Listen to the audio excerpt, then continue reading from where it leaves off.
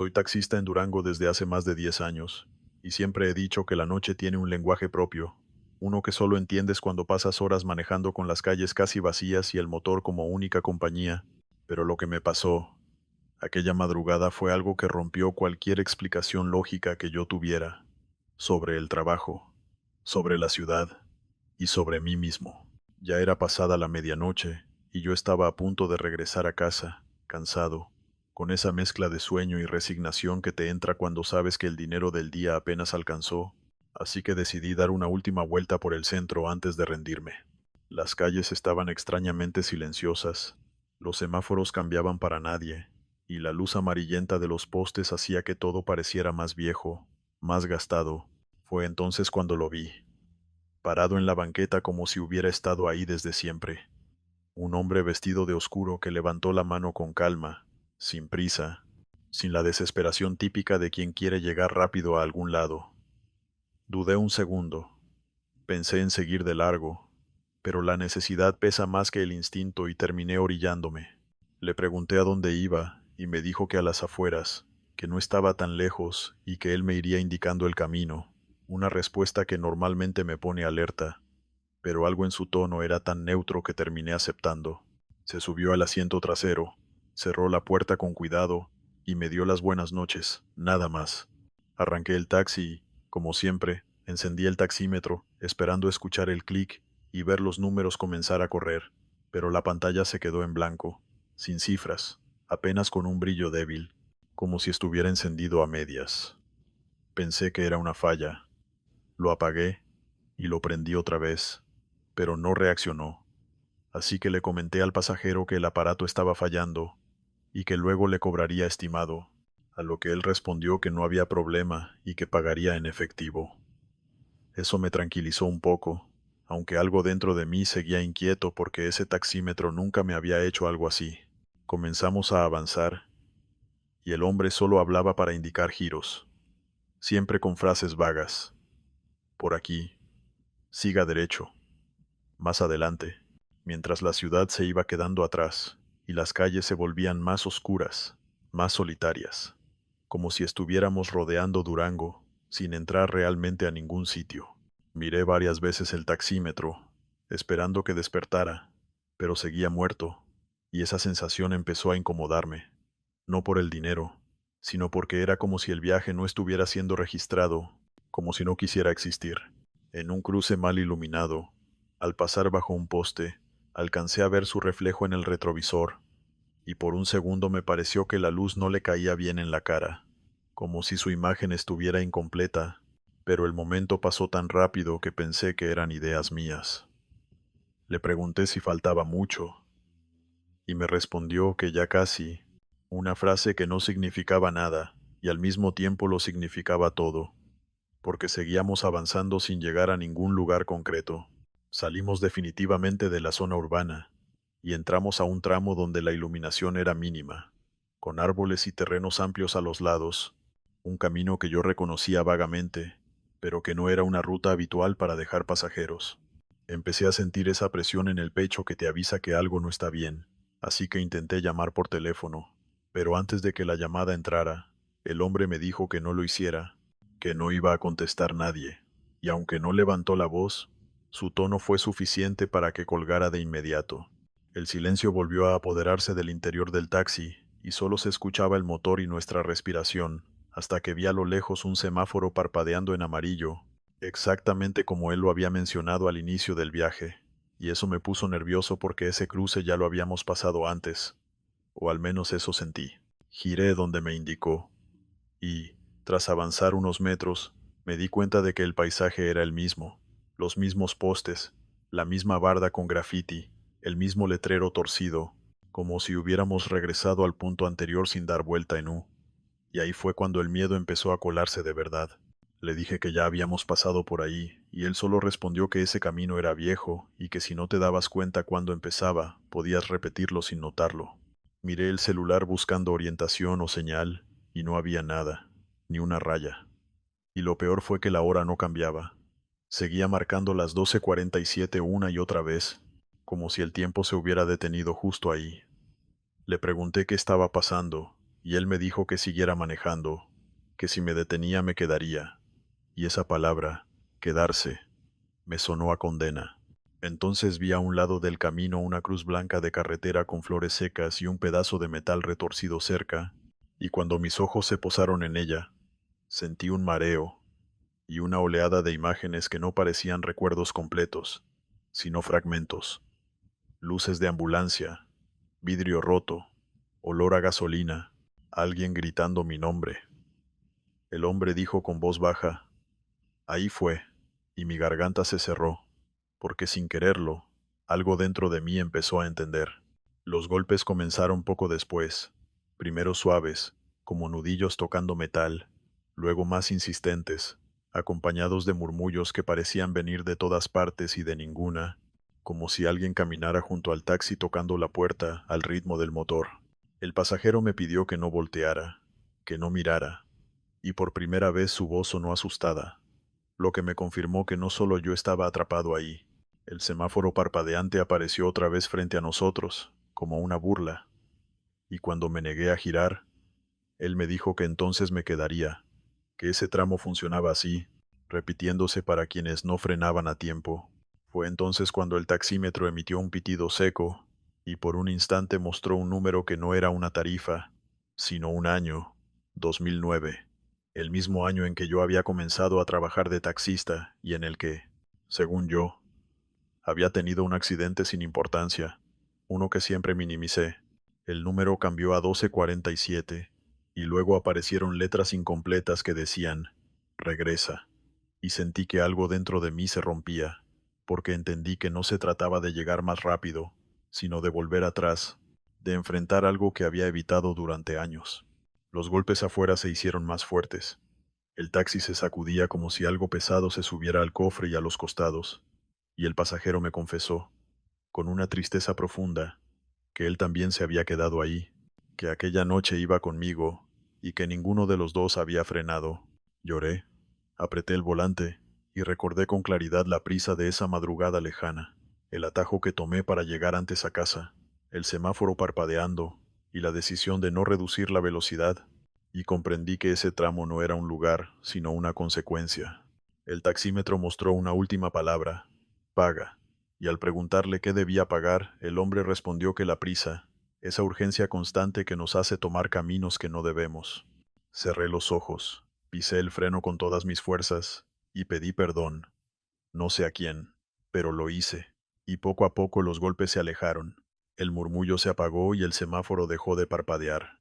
Cuando abrí los ojos, estaba de nuevo en una avenida del centro de Durango, con luces normales, ruido de autos, y el taxi detenido como si nada hubiera pasado. El asiento trasero estaba vacío y el taxímetro encendido, marcando solo la hora, 12:47, antes de apagarse solo. Me fui directo a casa y encontré a mi esposa preocupada, con el celular lleno de llamadas perdidas hechas todas a la misma hora, y aunque no le conté la verdad completa, desde esa noche nunca volví a tomar atajos, ni a acelerar por llegar, porque entendí que hay caminos que no aparecen en el mapa, y viajes que, si no los enfrentas, se repiten hasta que decides frenar. La mujer que bajaba en todas las gasolineras, Veracruz. Yo tampoco era de creer en historias raras antes de lo que me pasó en la carretera costera de Veracruz. Y si hoy la cuento es porque durante años intenté convencerme de que todo tuvo una explicación lógica. Cansancio, sugestión, coincidencias, cualquier cosa que me permitiera seguir trabajando sin mirar con recelo cada estación de servicio que aparecía en el camino. Pero la verdad es que desde aquella primera noche, cada gasolinera se volvió para mí un lugar de espera incómoda, como si algo o alguien siempre estuviera a punto de repetirse. Todo ocurrió en una temporada de lluvias particularmente pesada, cuando el calor del día se mezclaba con tormentas repentinas que dejaban el asfalto brillante y resbaloso como un espejo negro.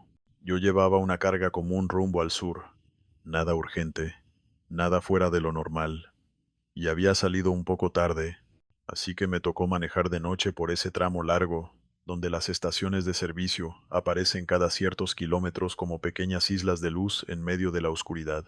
La primera vez que la vi fue en una gasolinera vieja, de esas que todavía tienen techo bajo y focos amarillos que atraen insectos como nubes vivas.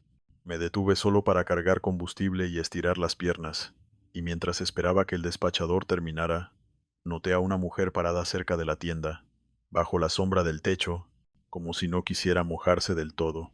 No parecía una persona fuera de lugar. Vestía sencillo, pantalón oscuro, blusa clara, el cabello largo pegado a la espalda por la humedad, y cuando nuestras miradas se cruzaron, dio un paso al frente y me preguntó con voz baja si iba hacia el sur y si podía darle un aventón hasta la siguiente gasolinera. No hubo súplica ni urgencia en su tono, solo una petición tranquila, casi rutinaria. Le dije que no, más por costumbre que por desconfianza, y ella asintió sin insistir, como si ya esperara esa respuesta. Terminé de cargar, pagué y me fui sin pensar más en ella.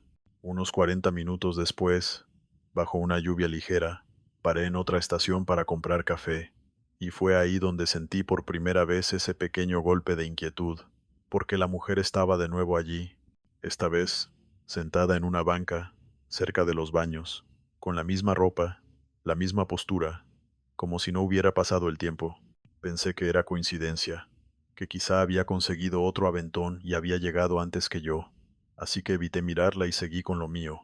Pero cuando salí de la tienda, ella estaba de pie otra vez, mirándome, y repitió exactamente las mismas palabras, con la misma entonación, preguntando si iba hacia el sur y si podía llevarla hasta la siguiente gasolinera.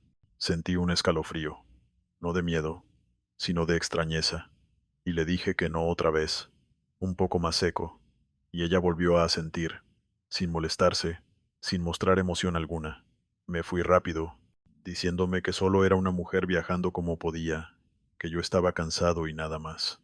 La tercera vez ocurrió casi 2 horas después, cuando ya estaba harto de la lluvia y el sueño empezaba a pesarme en los ojos. Paré solo porque necesitaba ir al baño, y apenas bajé del camión supe que algo no estaba bien, porque la estación estaba casi vacía. El viento movía los letreros, y aún así, ahí estaba ella, parada junto a una bomba apagada, completamente seca, como si la lluvia no la hubiera tocado en todo el trayecto. Esta vez, no esperó a que yo me acercara. Caminó hacia la cabina, y sin mirarme a los ojos, repitió la pregunta. Sentí un impulso extraño, una mezcla de lástima y cansancio, y por un segundo consideré decirle que sí solo para terminar con aquello, pero algo dentro de mí se negó con fuerza. Le dije que no, y arranqué sin despedirme, con el pulso acelerado y una sensación incómoda en el pecho. Pensé que ahí terminaría todo, pero esa noche no me dejó ir tan fácil. Unos kilómetros más adelante, cuando ya no había estaciones cercanas, el olor dentro de la cabina cambió.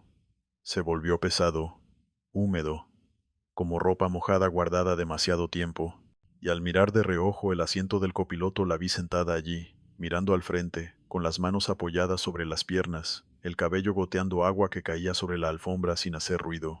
Grité y frené de golpe. El camión se sacudió, y las luces iluminaron la carretera vacía, y cuando volví a mirar, el asiento estaba vacío, seco, como si nadie hubiera estado ahí. Me quedé varios minutos con el motor encendido, respirando hondo, repitiéndome que había sido una alucinación, que el cansancio y la sugestión podían hacerle malas jugadas a cualquiera.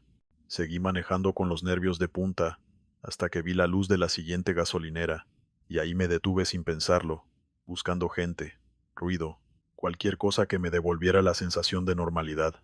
Mientras cargaba combustible, le pregunté al despachador si había visto a una mujer viajando sola esa noche, describiéndola lo mejor que pude, y el hombre frunció el ceño antes de decirme que no, que esa estación estaba tranquila desde hacía horas. No insistí. Dormí mal esa noche y al día siguiente continué mi ruta, convencido de que no volvería a pasar.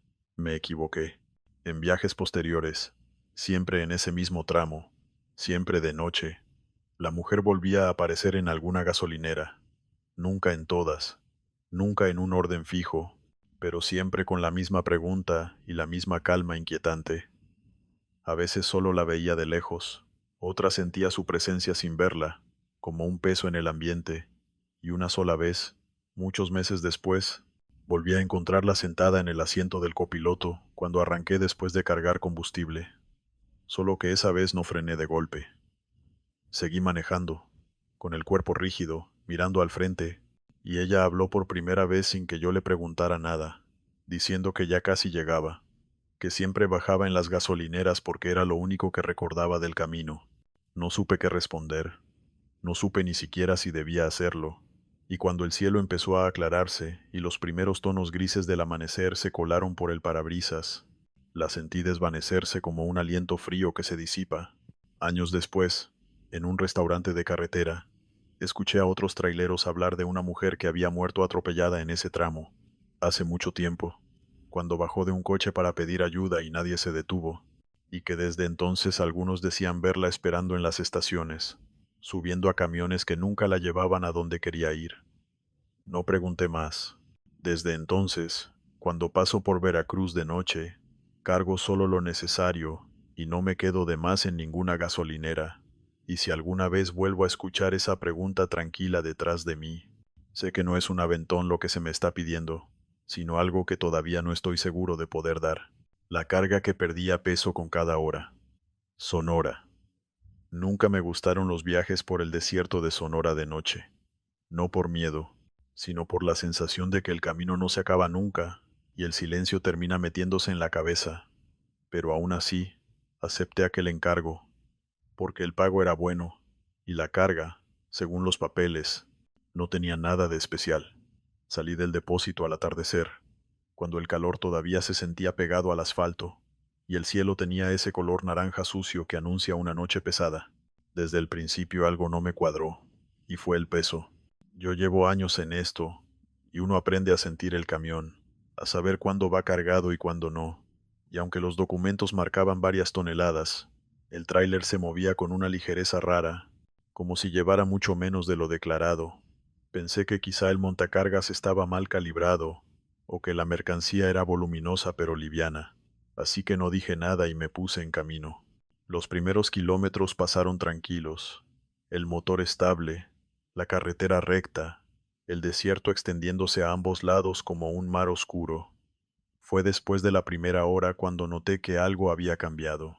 El camión respondía mejor de lo normal, aceleraba con más facilidad y al frenar no sentía ese empuje pesado desde atrás.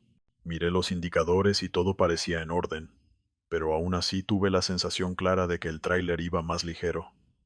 Me dije que era idea mía y subí un poco el volumen de la música para distraerme. No pasó mucho tiempo antes de que escuchara el primer ruido. Al principio fue apenas perceptible, un golpeteo apagado, como si algo chocara suavemente contra madera. Pensé que alguna de las cajas se había movido un poco con la vibración del camino, así que seguí manejando sin darle importancia. Minutos después el golpe se repitió, esta vez con un ritmo más claro, como nudillos tocando una puerta desde dentro. Bajé la música y afiné el oído, con el estómago encogido, porque no había forma de que algo así fuera normal. Los golpes se detuvieron de golpe, dejando un silencio incómodo, y por un momento creí que todo había sido producto de mi imaginación. Me equivoqué. A los pocos kilómetros, además de los golpes, escuché algo peor. Un sonido bajo, casi un suspiro, que poco a poco se convirtió en un lamento contenido, como si alguien estuviera tratando de llorar sin hacer ruido. Sentí un sudor frío recorrerme la espalda. En esa región uno aprende a no hacer preguntas de más, a no meterse en asuntos que no le corresponden, y durante varios minutos luché conmigo mismo para no detenerme, para seguir adelante y fingir que no escuchaba nada. Pero la conciencia pesa, y el miedo también, y al final decidí parar en un tramo recto, con buena visibilidad, solo para revisar y asegurarme de que no hubiera nada suelto. Me bajé del camión con la linterna en la mano, mirando alrededor como si alguien pudiera estar observándome desde la oscuridad del desierto. Abrí las puertas del remolque, y los ruidos cesaron al instante, como si nunca hubieran existido. Dentro estaban las cajas, bien alineadas, selladas, sin ninguna señal de movimiento. Las toqué, golpeé la madera con los nudillos, y solo respondieron con el sonido hueco de algo vacío. No había olor extraño, no había calor, no había nada que explicara lo que había escuchado. Cerré rápido y volví a la cabina, diciéndome que el estrés y la noche me estaban jugando una mala pasada. Arranqué y seguí, pero ya no iba tranquilo.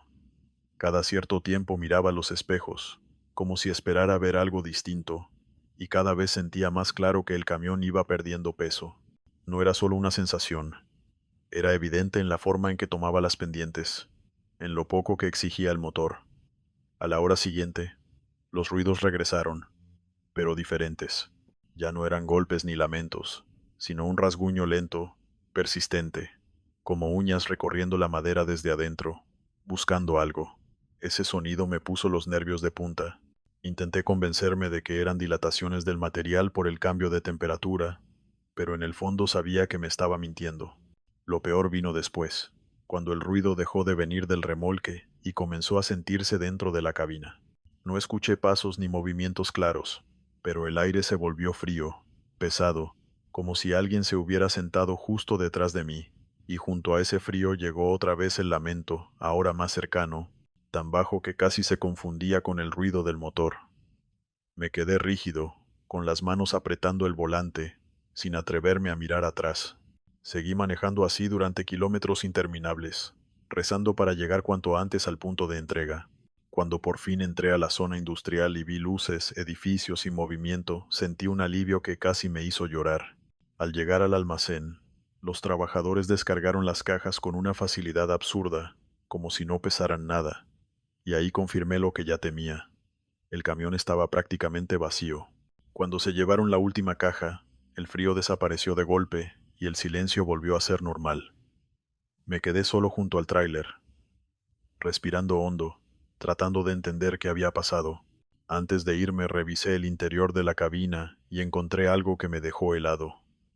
En el respaldo de mi asiento había marcas finas, paralelas, como de uñas que se hubieran clavado con fuerza. No dije nada a nadie. Cobré, me fui, y durante días no pude dormir bien. Desde entonces, tengo una regla que no rompo. Desconfío de las cargas demasiado ligeras, porque aprendí esa noche que hay cosas que no pesan en la báscula, pero aún así viajan contigo, y cuando deciden bajarse, te dejan claro que nunca estuviste solo en el camino. Me llamo Carlos y soy taxista en el Estado de México desde hace casi 20 años. Y si algo he aprendido en todo ese tiempo es que el verdadero terror no siempre tiene que ver con fantasmas o apariciones, sino con personas comunes que toman decisiones terribles cuando creen que nadie los está viendo. Aquella noche yo ya estaba cansado. Había trabajado desde temprano y el cuerpo me pedía irme a casa, pero como casi siempre pasa, pensé en hacer una última carrera para completar el gasto del día, una más y ya. Así me repetía mientras manejaba por una colonia tranquila, de calles estrechas y miradas curiosas detrás de las cortinas.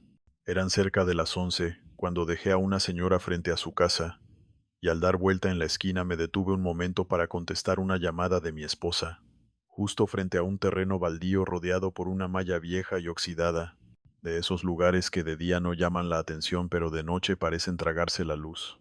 Apenas colgué cuando vi salir de ahí a un hombre con una maleta grande, vieja y raspada, que caminaba rápido hacia el taxi como si tuviera prisa. Vestía bien, camisa limpia, zapatos decentes. No parecía alguien sin hogar, ni alguien peligroso a simple vista, pero algo en su forma de moverse me incomodó, como si estuviera actuando, como si cada paso estuviera pensado. Se acercó a la ventanilla y me preguntó con una sonrisa forzada si seguía en servicio, porque necesitaba llegar a su casa cuanto antes. Dudé unos segundos, y él lo notó, porque enseguida soltó una risa nerviosa y me explicó sin que yo preguntara nada que había entrado al terreno solo para hacer del baño, que por eso había salido de ahí. Una explicación tan innecesaria que me puso más alerta que tranquilo, pero aún así terminé aceptando, porque uno aprende a justificar muchas cosas cuando quiere terminar el turno. Abrió la cajuela y metió la maleta con cuidado, como si pesara más de lo normal, y ese detalle se me quedó grabado porque hizo fuerza de más. Apretó los dientes, y cuando la acomodó, cerró de golpe, respirando hondo antes de subirse al asiento trasero. Me dio una dirección relativamente cercana y arranqué, tratando de hacer plática para romper la tensión, preguntándole si venía de viaje o si se estaba mudando, y después de unos segundos me respondió que se estaba cambiando de casa, que era una situación complicada, y luego se quedó callado. Durante el trayecto noté que no dejaba de mover las piernas, que miraba por las ventanas como si esperara ver algo, y cada vez que yo reducía la velocidad en un semáforo o por un tope, se inclinaba hacia adelante con inquietud, como si temiera que alguien nos alcanzara. Traté de mantener la calma, diciéndome que solo era un tipo nervioso, que no era la primera vez que llevaba a alguien así. Pero entonces, al entrar a una avenida amplia, donde casi no había tráfico por la hora, escuché algo que me hizo sentir un nudo en el estómago, golpes secos provenientes de la cajuela, como si alguien estuviera pateando desde adentro. Miré por el retrovisor y vi al hombre pálido, con los ojos muy abiertos, y antes de que pudiera preguntarle qué estaba pasando, me gritó que me detuviera, que parara el taxi de inmediato. No pude hacerlo en ese instante porque íbamos en medio de la avenida, así que le pregunté desesperado qué llevaba ahí, qué demonios estaba pasando, y en lugar de responderme, abrió la puerta trasera y saltó del taxi en movimiento. No íbamos tan rápido, pero aún así rodó por el asfalto y se levantó como pudo, echándose a correr en sentido contrario, esquivando coches por puro instinto, hasta perderse entre las sombras. Yo frené de golpe, orillé el taxi, y sentí que las manos me temblaban mientras salía a abrir la cajuela, con el corazón golpeándome el pecho y la cabeza llena de pensamientos horribles. La maleta estaba entreabierta, y de su interior ya no se escuchaba nada, ni golpes ni gritos, solo un silencio espeso que me heló la sangre. La abrí con cuidado, y lo que vi ahí dentro me marcó para siempre. Una joven inconsciente, con el cuerpo lleno de heridas, respirando apenas, con marcas de golpes y de algo peor que no quise detallar en mi mente. Grité pidiendo ayuda aunque no había nadie cerca. Saqué el celular con manos torpes y llamé a la policía y a una ambulancia, explicando cómo pude lo que acababa de encontrar, mientras trataba de mantenerme consciente y no desmayarme. Los minutos se me hicieron eternos hasta que llegaron las patrullas y los paramédicos, quienes sacaron a la chica con cuidado y comenzaron a atenderla ahí mismo. Mientras los oficiales me rodeaban, me hacían preguntas, revisaban el taxi y me pedían que les explicara una y otra vez lo ocurrido. Yo les conté todo, desde el terreno baldío hasta la huida del hombre, y aunque algunos me miraban con desconfianza, otros parecían entender que yo también era una víctima más de la situación. Esa noche me llevaron a declarar, y no regresé a casa hasta el amanecer, con la ropa manchada y la mente hecha pedazos. Días después, supe por las noticias que la joven había sobrevivido, que aquel hombre era su exnovio, y que la había llevado con engaños al terreno baldío, para hacerle daño, creyendo que la había matado antes de meterla en la maleta, y que gracias a que yo escuché los golpes y pedí ayuda a tiempo, ella estaba viva. El sujeto fue detenido semanas más tarde en otro estado y ahora cumple una condena larga, pero esa no es la parte que más me atormenta. Lo que no me deja dormir es pensar que estuve a punto de terminar mi turno sin hacer esa última carrera, que si hubiera decidido irme a casa 5 minutos antes, quizá nadie habría escuchado los golpes, quizá la maleta habría llegado a su destino final, y la historia habría terminado de otra manera.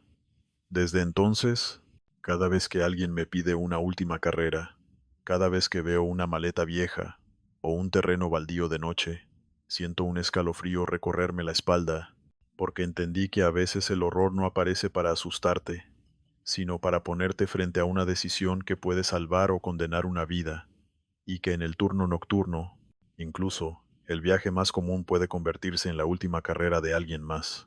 La última curva antes del amanecer. Chiapas. Siempre he dicho que uno puede conocer una carretera durante años, y aún así no entenderla del todo, porque hay tramos que parecen cambiar según la hora, el clima o el cansancio con el que llegas a ellos, y la última curva antes del amanecer en una ruta de Chiapas es el mejor ejemplo de eso. Yo llevaba más de 20 años manejando cuando me ocurrió, ya no era novato ni imprudente, y si acepté aquel viaje nocturno fue porque conocía bien el camino y sabía que, con cuidado, podía pasarse sin problemas. Salí de madrugada con una carga común, nada especial, y durante horas todo fue normal, selva cerrada a los lados, asfalto húmedo por la neblina, y ese silencio espeso que solo se rompe con el canto lejano de algún animal. Sabía que el tramo peligroso venía justo antes de que empezara a aclarar el cielo, una curva larga y mal peraltada donde muchos se habían confiado, creyendo que ya había pasado lo peor, y terminaron pagando caro el error.